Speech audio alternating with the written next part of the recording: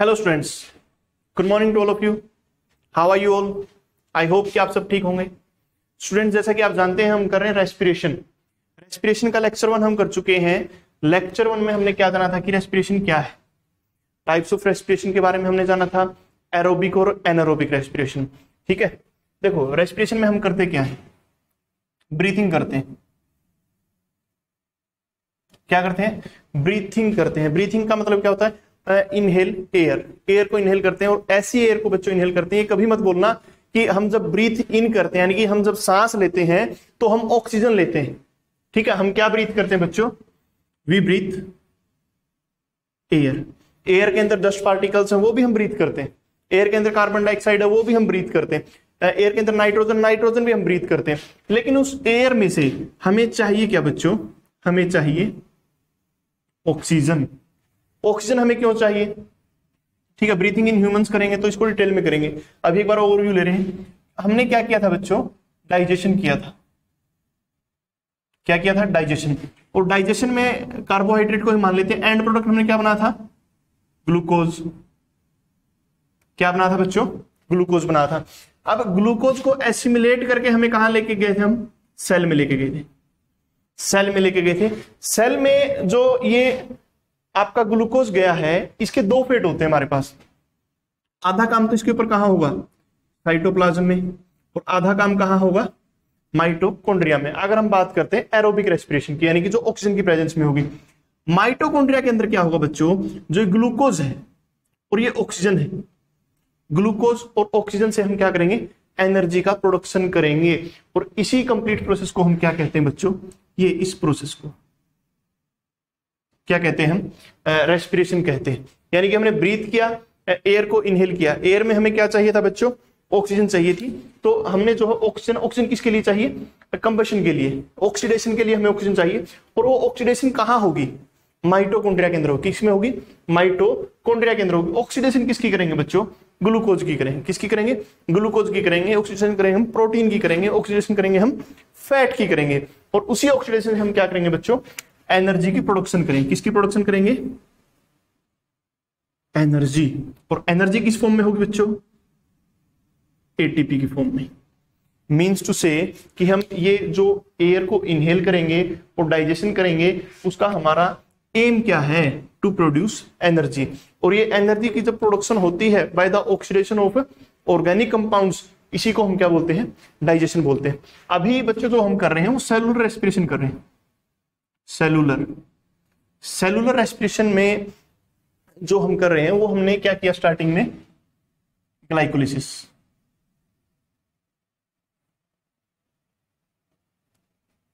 क्या की स्टार्टिंग में? सबसे पहले ग्लाइकोलिसिस। यानी कि देखो रेस्पिरेशन में आप सोच रहे होंगे सर आपने ब्रीथिंग के बारे में बताया, आपने लंग्स के बारे में बताया, आपने ट्रैकिया के बारे में नहीं बताया। सीधा ही हम क्या कर रहे हैं? टीसीए के बारे में पढ़ रहे हैं, जो साइकिल्स हैं वो देख रहे हैं, ग्लाइकोलिसिस हम देख रहे हैं। देखो जब हम इसको एक बार कर लेंगे उसके बाद जो है जो ब्रीथिंग इन ह्यूमन बींग्स है उस पर जाएंगे तो उसको दूसरे उसमें हम ट्रीट करेंगे। ठीक है, अभी हम सेलुलर रेस्पिरेशन को ले रहे हैं। सेलुलर रेस्पिरेशन में क्या हुआ बच्चों? जो ग्लूकोज हमारे पास आया था इसकी हमने क्या कर दी? ग्लाइकोलिसिस कर दी। और ग्लाइकोलिसिस में आपको पता है हमने किसको प्रोड्यूस करवाया था बच्चों?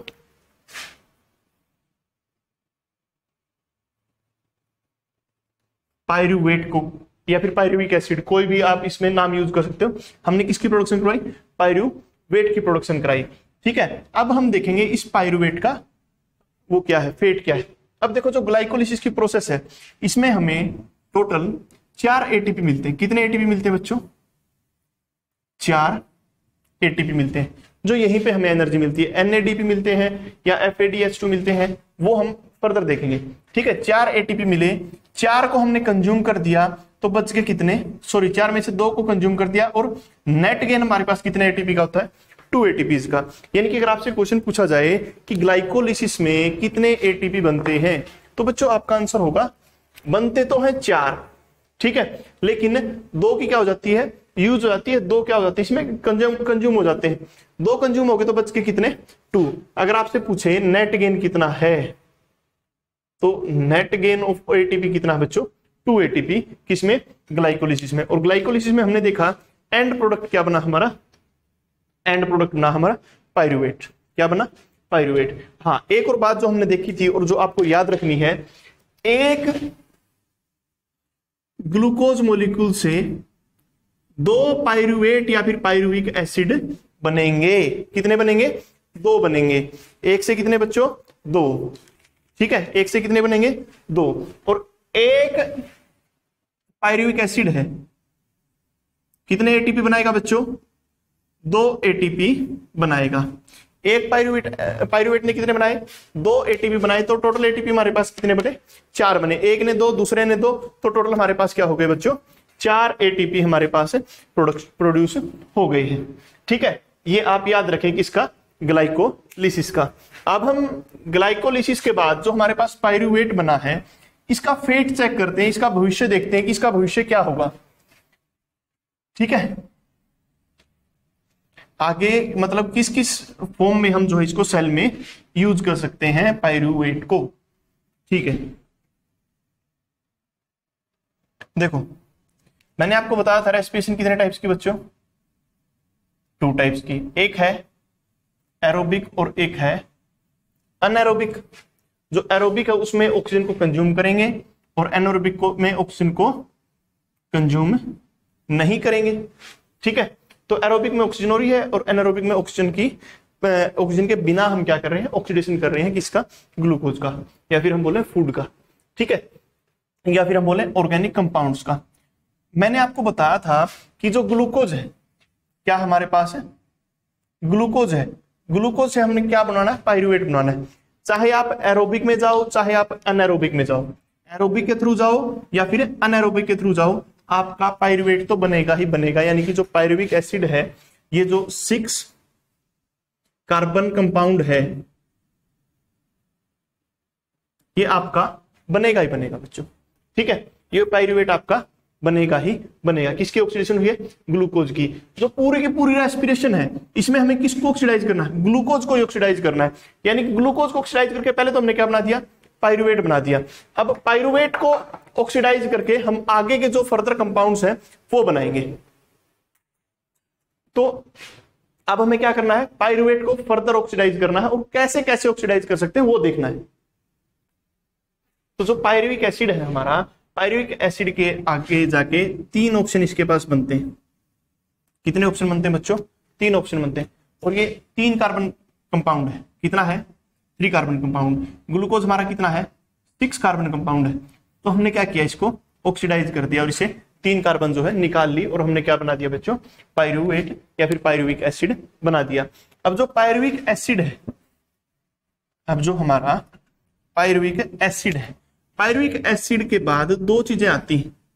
एक तो हम इसको क्या दे दें, O2 प्रोवाइड कर दें, और एक हम इसको O2 प्रोवाइड ना करें।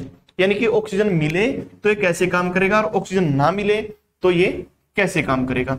अगर इसको ऑक्सीजन मिलती है तो मैंने आपको बताया था क्या करेगा बच्चों, क्रैब साइकिल। क्रैब साइकिल को हम TCA भी कहते हैं, TCA साइकिल। इसी को बच्चों हम सिट्रिक एसिड साइकिल भी कहते हैं, सिट्रिक एसिड साइकिल। क्यों कहते हैं देखेंगे अभी जस्ट 5 मिनट के बाद। ठीक है, ये तो थी जब इसको O2 मिला है, और जब इसको ऑक्सीजन नहीं मिली, यानी कि ये तो एरोबिक कंडीशन थी। अगर कंडीशंस अपने पास अनएरोबिक है तो यहां पे ये क्या होगी, इसकी फर्मेंटेशन होगी। क्या होगी, फर्मेंटेशन होगी। फर्मेंटेशन भी मेनली 2 टाइप की होगी, एक तो अल्कोहलिक होती है, अल्कोहलिक, और एक ऐसी होती है जिसमें लैक्टिक एसिड बनता है। एक में बनेगा अल्कोहल और एक में बनेगा लैक्टिक एसिड। यानी कि जो पायरुवेट है, पायरुवेट के 2 तरीके होंगे आगे जाके। ठीक है, या तो ये क्या करेगा, ऑक्सीजन है तो ये कहां जाएगा बच्चों, माइटोकॉन्ड्रिया में, और माइटोकॉन्ड्रिया में गया तो क्या करेगा, ये क्रैब साइकिल करेगा। अगर इसको ऑक्सीजन नहीं मिली तो पायरुवेट आपका कहां बना था, साइटोप्लाज्म में। ठीक, कहां बना था ये, साइटोप्लाज्म में। तो ये किस में रहेगा, फर्मेंटेशन भी आपकी किस में होगी, साइटोप्लाज्म में ही होगी। ठीक है, समझ रहे हो आप बात को। हम करें सेलुलर रेस्पिरेशन बच्चों। ठीक है, एक बार दोबारा देखो हम क्या कर रहे हैं, सेलुलर रेस्पिरेशन। ठीक है, सारी की सारी प्रोसेस किसके अंदर है बच्चों, सेल के अंदर। इसमें हमने ग्लूकोज की क्या करा दी, ग्लाइकोलिसिस करवा दी, और 6 कार्बन कंपाउंड से 3 कार्बन कंपाउंड हमने पायरुवेट बना दिया। अब जो पायरुवेट है, पायरुवेट तक तो कॉमन प्रोसेस है, एरोबिक भी अनएरोबिक भी। यहां पे जाने के बाद जो ये रिएक्शन है ये 2 पार्ट्स में डिवाइड हो जाती है बच्चों। अगर ऑक्सीजन मिलेगी तो क्रेब साइकिल, और क्रेब साइकिल कहां होगा आपका, माइटोकॉन्ड्रिया में। अगर इसको ऑक्सीजन नहीं मिलती है तो ये कहां रहेगा बच्चों, साइटोप्लाज्म के अंदर ही रहेगा। और साइटोप्लाज्म में वो एंजाइम्स नहीं है जो कहां है, आपके माइटोकॉन्ड्रिया में है, तो इसलिए यहां पे क्या होगी, फर्मेंटेशन होगी। अब फर्मेंटेशन जो है आपकी 2 टाइप से हो सकती है, ये अल्कोहलिक भी हो सकती है और लैक्टिक एसिड फर्मेंटेशन भी हो सकती है। ठीक है, अल्कोहलिक कब होगी, लैक्टिक एसिड कब होगी, ये हम देखेंगे जब हम फर्मेंटेशन के बारे में स्टडी करेंगे। ठीक है बच्चों, तो ये 3 प्रोसेस बनती हैं। तो हम पहले एरोबिक कंडीशन देखते हैं, यानी कि वो कंडीशन स्टडी करेंगे जिसमें क्या आएगा, अपना क्रेब साइकिल आएगा। ठीक है, क्रेब साइकिल के बारे में अब हम डिस्कस करते हैं।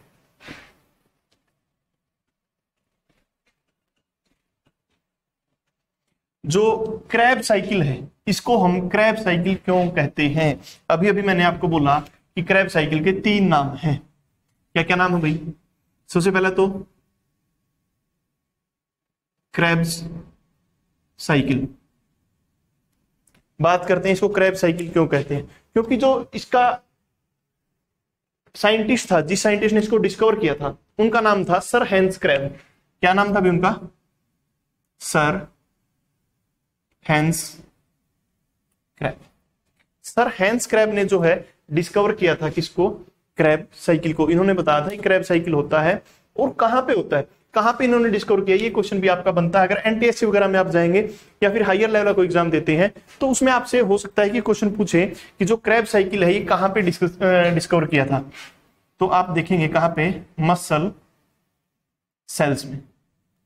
ठीक है, किसमें किया था बच्चों, मसल सेल में किया था। अब थोड़ा और डिटेल में देखें, वो मसल सेल था किसका, पिजन का, कबूतर का। किसका था बच्चों, पिजन का। ठीक है, ये बात क्लियर होगी कि इसे हम क्रैब साइकिल क्यों कहते हैं, क्योंकि हैंस क्रैब ने डिस्कवर किया था। और कहां पे डिस्कवर किया था इसको, मसल सेल में। मसल सेल किसका था बच्चों, पिजन का था, कबूतर का था। ठीक है, किसका था, कबूतर का। अब देखो दूसरा नाम मैंने आपको दिया इसका, टीसीए साइकिल। इस साइकिल का दूसरा नाम मैंने बोला टीसीए। टीसीए होता है बच्चों ट्राई कार्बोक्सिलिक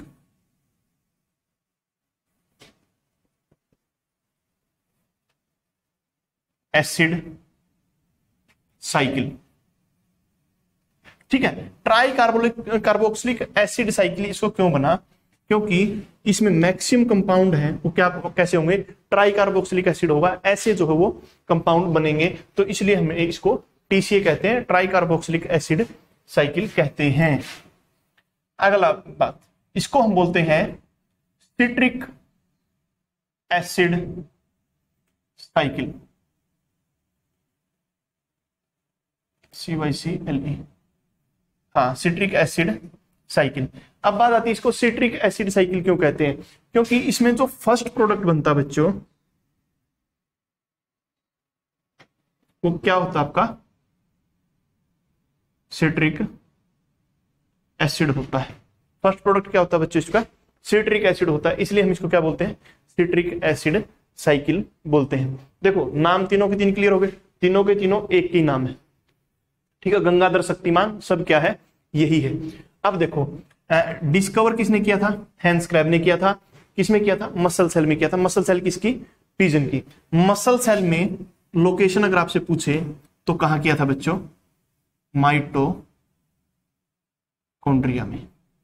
ठीक है, अगर आपसे क्वेश्चन पूछा जाए कि क्रैब साइकिल है, क्रैब साइकिल कहां पे होता है, क्रैब साइकिल की लोकेशन क्या है सेल में, तो आप बता दें किसमें बच्चों, माइटोकॉन्ड्रिया में। किसमें है, माइटोकॉन्ड्रिया में। ठीक है, उसके बाद जो दूसरी बात हमें इसमें ध्यान करनी है वो ये है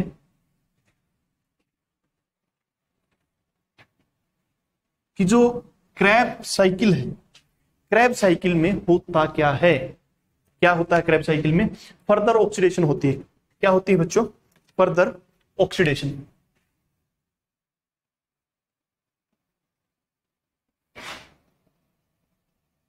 फर्दर ऑक्सीडेशन होगी, किसकी होगी?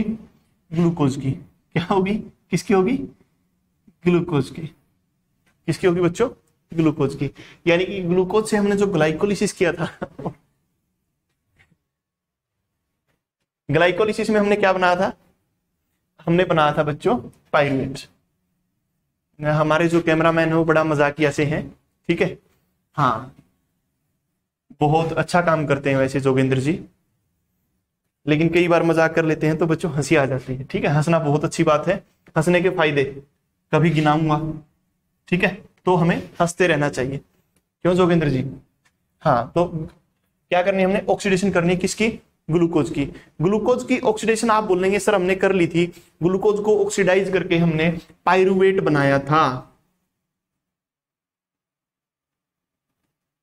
पाइरुवेट या फिर पाइरुविक एसिड एक ही बात है बच्चों, ठीक है। ये हमने बनाया था ऑक्सीडेशन के, लेकिन इसके फर्दर ऑक्सीडेशन, इसको और भी ऑक्सीडाइज करेंगे और हम क्या करेंगे? अब इसको पाइरुवेट है जो या फिर पाइरुविक एसिड है, इसको फर्दर ऑक्सीडाइज करेंगे किसमें? TCA में, या फिर हमारा जो क्रैब साइकिल है, क्रैब साइकिल में, ठीक है।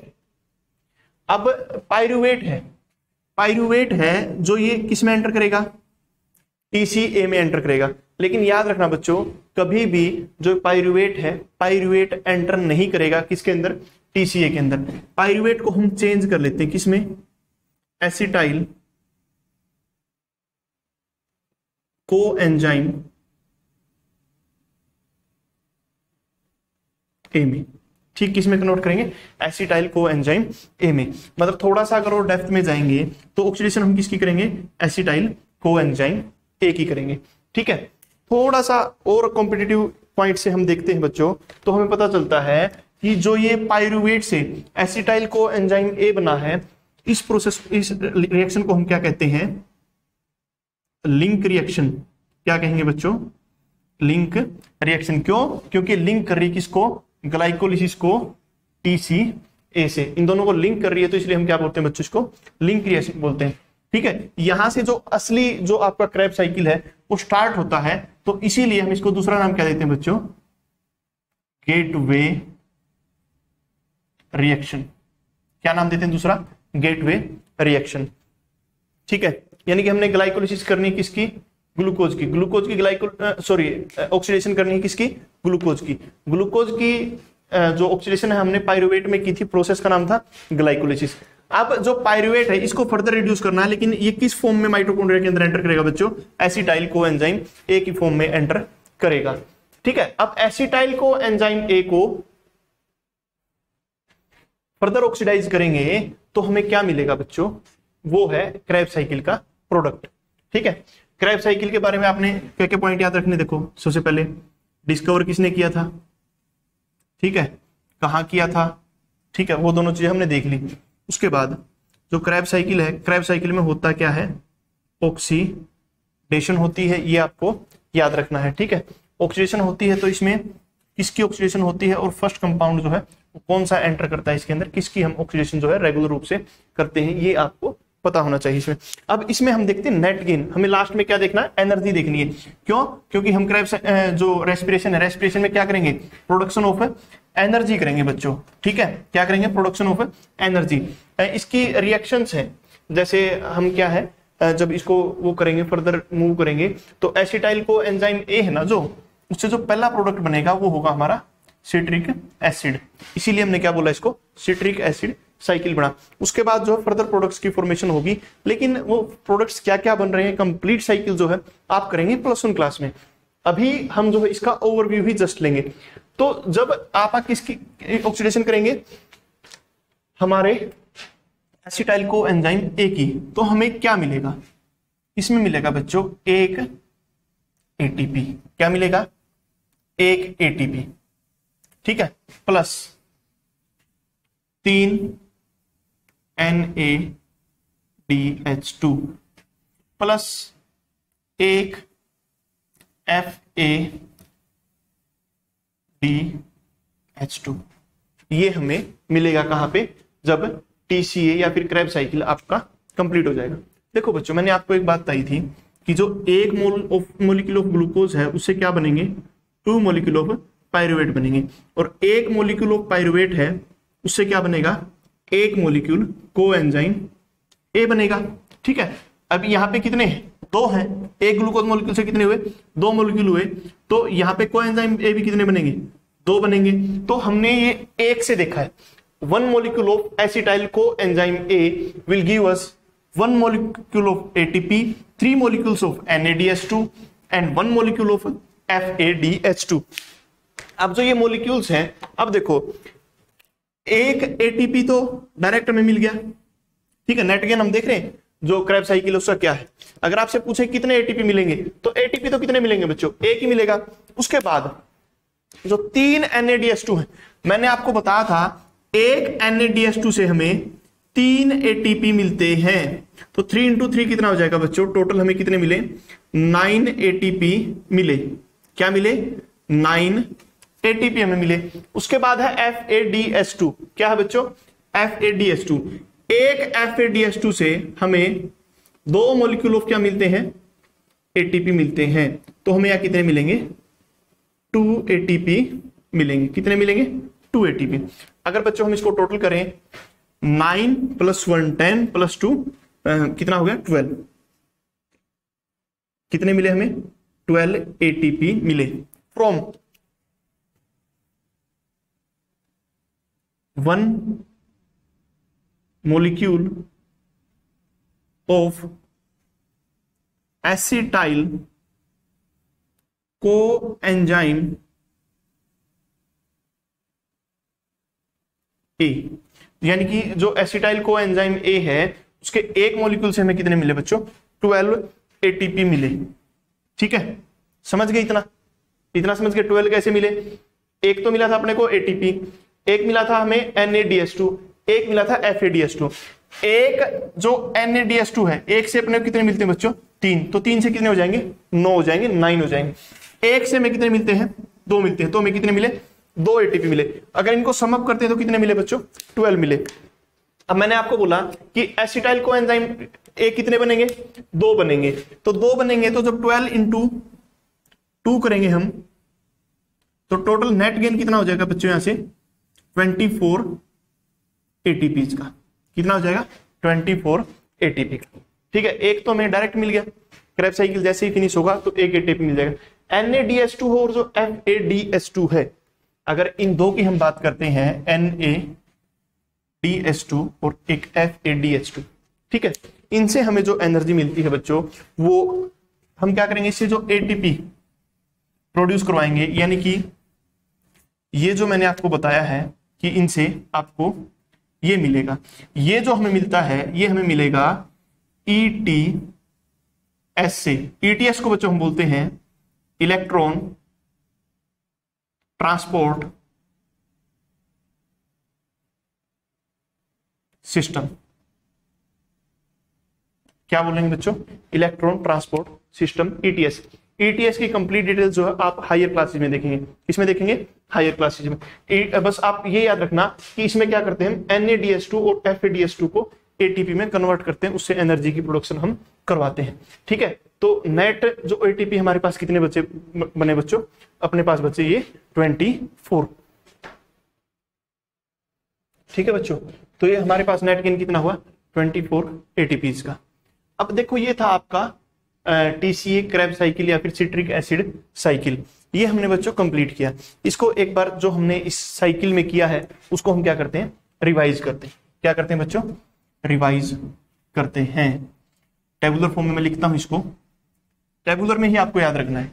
अगर आप टेबुलर में भी याद रखते हैं तो वो भी सफिशियंट है, क्योंकि डिटेल्स आपसे कोई नहीं पूछेगा इसकी, because you are in 10th class. लेकिन आपको पता होना चाहिए कि इसमें क्या कुछ हुआ। सबसे पहले discovered by sir Hans Krebs, ठीक है, in flight muscles of pigeon. ठीक है, first point is clear, names मैंने आपको बता दिए थे। Second, location in mitochondria. Mitochondria. ठीक है, किस में होगा? माइटोकॉन्ड्रिया में होगा। थर्ड पॉइंट क्या करता है TCA? Oxidation.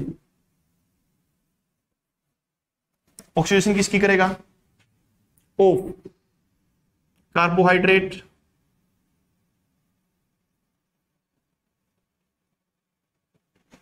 Proteins and fats. ठीक है, इन तीन चीजों क्या करेगा? ऑक्सीडेशन करेगा। ऑक्सीडेशन करेगा तो इस ऑक्सीडेशन से एनर्जी मिलेगी, और जो एनर्जी मिलेगी वो कितनी मिलेगी? एक molecule ATP plus 3 molecules NaDH2 plus 1 molecule FADH2। ये 4 पॉइंट्स अगर आपको याद है बच्चों, तो आपको क्रेब्स साइकिल का ओवरव्यू आपका कंप्लीट है। इसके बाद कौन कौन से प्रोडक्ट बनते हैं, या फिर एक और हम लिख लेते हैं इसमें। फर्स्ट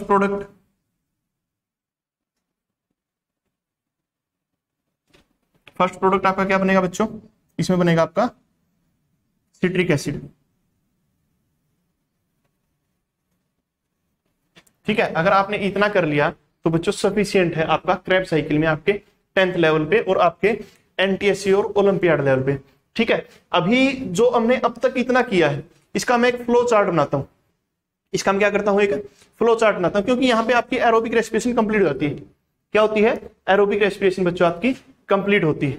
ठीक है, अभी देखो इसका फ्लो चार्ट बनाते हैं।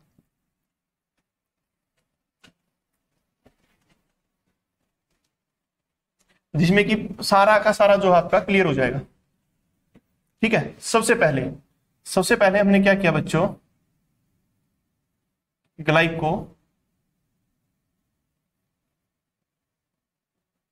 ग्लाइकोलिसिस। ठीक है, हमने की ग्लाइकोलिसिस में हमें क्या मिला बच्चों? पाइरूवेट। क्या मिला? पाइरूवेट। पाइरूवेट को हमने कन्वर्ट किया बच्चों किसमें? एसिटाइल कोएंजाइम ए में। किसमें किया? एसिटाइल कोएंजाइम ए में किया। ग्लाइकोलिसिस से हमने बनाया पाइरूवेट। ग्लाइकोलिसिस किसकी की थी हमने? ग्लूकोज की। किसकी की थी? ग्लूकोज की। अब जो पाइरूवेट से हमने क्या बनाया बच्चों? एसिटाइल कोएंजाइम ए बनाया। इस प्रोसेस को हम बोलते हैं लिंक रिएक्शन। क्या बोलते हैं? Link reaction. लिंक रिएक्शन का दूसरा नाम क्या बच्चों? Gateway reaction. ठीक है, गेटवे रिएक्शन। बिकॉज जो पाइरूवेट है, पाइरूवेट आपका कहां पे? साइटोप्लाज्म में। अब इसको माइटोकॉन्ड्रिया में किस फॉर्म में जाएगा? एसिटाइल कोएंजाइम ए में जाएगा। अब हमने इसको क्या किया बच्चों? फर्दर क्या किया? ऑक्सीडाइज किया। जो इसको ऑक्सीडाइज किया वो हमने किस में किया बच्चों? TCA में किया, ट्राइकार्बोक्सिलिक एसिड साइकिल में किया। ठीक है, अब हम देखते हैं इसमें हमें कितनी एनर्जी मिली, कितने NaDH2 मिले और कितने FADH2 मिले, और नेट ATP गेन हमें कितना हुआ। ठीक है बच्चों, सबसे पहले हमने की थी ग्लाइकोलिसिस। ग्लाइकोलिसिस में हमें कितने ATP मिले थे बच्चों? 8 ATP मिले थे। कितने ATP मिले? 8 ATP मिले। अब हमने फिर क्या किया? पाइरूवेट को कोएंजाइम ए में कन्वर्ट किया। जब हमने इसको इसमें कन्वर्ट किया तो हमें मिले बच्चों 6 ATP। कितने मिले? 6 ATP। जब हमने एसिटाइल कोएंजाइम ए को ऑक्सीडाइज किया तो हमें मिले यहाँ पे, यानी कि जब हमने TCA साइकिल कंप्लीट किया तो हमें मिले यहाँ पे 24 ATP। ठीक है, अब आपको इस बात में से याद क्या रखना है? जो टोटल आपको याद रखना है वो ये है कि जो टोटल हो जाता है इनका 8 + 6 + 24 = 38 ATP। कितने आते हैं बच्चों? 38 ATP आपको मिले हैं। जो आपको 38 ATP मिले, अगर आपसे पूछे कि टोटल ATP कितने बनते हैं, तो टोटल ATP कितने बने बच्चों? 38 आपके बने। लेकिन अगर आपसे नेट गेन पूछा जाए तो कितना है? 36 एटीपी का। नेट गेन कितना है? 36 एटीपी का, बिकॉज 2 ATPs आर यूज्ड। ठीक है, प्रोसेस में क्या हो जाती है, 2 ATP का खर्चा आता है, तो इसलिए नेट गेन कितना होगा बच्चा आपको? 36 का होगा। ये जो सेलुलर रेस्पिरेशन है, इसका एरोबिक रेस्पिरेशन हमने कंप्लीट कर दिया। अब नेक्स्ट जो पार्ट आपका आएगा उसमें हम करेंगे अनएरोबिक रेस्पिरेशन। ठीक है, एरोबिक जो रेस्पिरेशन का ये पार्ट हमने किया है, क्रैब साइकिल आपका किया है, ग्लाइकोलिसिस की है, इसको आप बड़े अच्छे ढंग से अपनी नोटबुक्स में नोट कीजिए। ठीक है, अब ये देखो, इसमें भी अगर हम देखें तो जो ये है पाइरुवेट तक का पार्ट है, ये आपका कहां हुआ बच्चों? साइटोप्लाज्म में। कहां हुआ? साइटोप्लाज्म में। और ये वाला, ये कहां हुआ है? माइटोकॉन्ड्रिया में। ठीक है, ठीक है। तो टॉपिक बहुत इंपॉर्टेंट है और बहुत ही अच्छा है। बहुत ही जो कॉन्सेप्ट्स हैं, बहुत ही क्वेश्चंस हैं, यहां से अराइज होते हैं।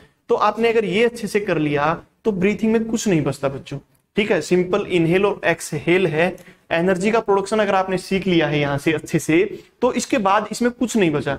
आप बिल्कुल आराम से कर लेंगे। ट्रैकिया है, ब्रोंकाइज है, ब्रोंक्यूल्स हैं, कहाँ पे एक्सचेंज होता है, कैसे एक्सचेंज होता है, फाइनली आपको पता चल गया सेल में जाके क्या होगा। तो जो नेक्स्ट वीडियोज हैं उसमें हम देखेंगे फर्मेंटेशन। फर्मेंटेशन किस में आती है? आपकी एनारोबिक रेस्पिरेशन में। फर्मेंटेशन 2 टाइप की थी, एल्कोहलिक और लैक्टिक एसिड। दोनों की दोनों फर्मेंटेशन हम जो है डिस्कस करेंगे नेक्स्ट लेक्चर में। ठीक है स्टूडेंट्स, तो आई होप कि आपको बड़े अच्छे समझ में आ गया होगा। Thank you students.